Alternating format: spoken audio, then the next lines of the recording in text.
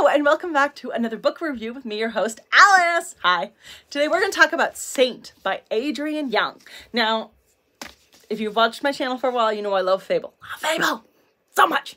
So I was so excited when Saint came out. I didn't like the other spin-off one. I haven't read it yet, but I just didn't like the character that it was based on very much. But I loved Saint. I loved Saint so much in both Fable and Namesake that I could not wait to read this book. So it skipped the giant live on my TBR for who knows how long and went right to my read it quickly pile. And so, yeah, I like the storm in the eye again. Nice detail on the cover. But anyway, Saint is a prequel to Fable, and it essentially follows the character Saint, so Fable's father, and how he met her mother, and how he became captain of a ship and got his merchant's license and everything like that. So it's one of those cases where we learn the history behind Fable's mother and how she ended up dealing with Zola and that kind of thing. And so it was kind of like, it was a pirate romance story almost, which I really like. So Zola kind of tricks her into signing a contract, even though it's a fake name. She ran away from her mother in order to get away and kind of start her own life and that after her father dies. And it's kind of sad because she trusts somebody to help her get out, and they sell her essentially to Zola in hopes that she can be sold as a gem sage, which people are looking for at this time because there's so few of them. And Saint figures this out, and he kind of like warns her about what Zola's plans would likely have been, and she flees with Saint essentially.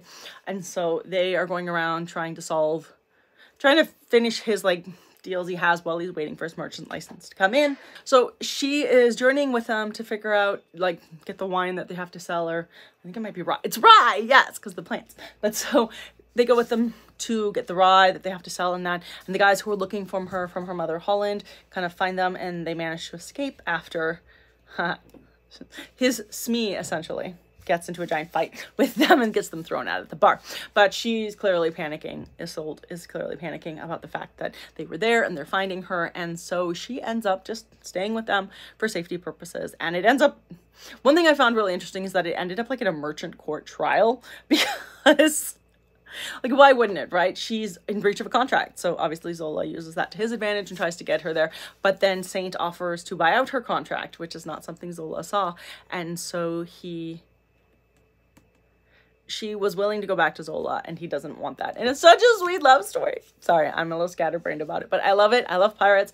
I love that Saint kind of became who he was because of Fable's mother. So you can see that he wanted to like map the Narrows and that in order to be able to get stuff, and she's like, we'll do it, and I'll make sure you still have money while you do that, because she can dive down to the ships that have sunk in the Narrows and get the gold and things out for them. So they become a really powerful and amazing team, and I like that neither one is afraid of the other one's strengths and weaknesses and that, and they just end up being this really amazing powerful couple.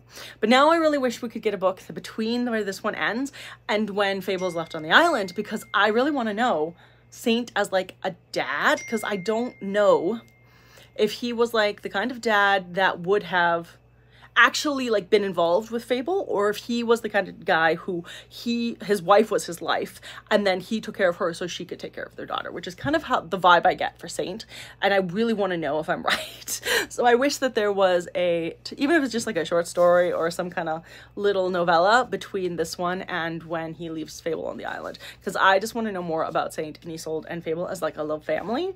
And ooh, I also love the okay, if you're listening to this review, I'm assuming you read this book, because I'm about to drop like the biggest spoiler on you. I love the inclusion of Wes, that he ends up being given Wes as like a baby that he has to protect. And I laughed so hard when that happened. I was like, dude, you might not want to raise that baby because you don't want to know the things he's going to do to your daughter. And that made me laugh so hard.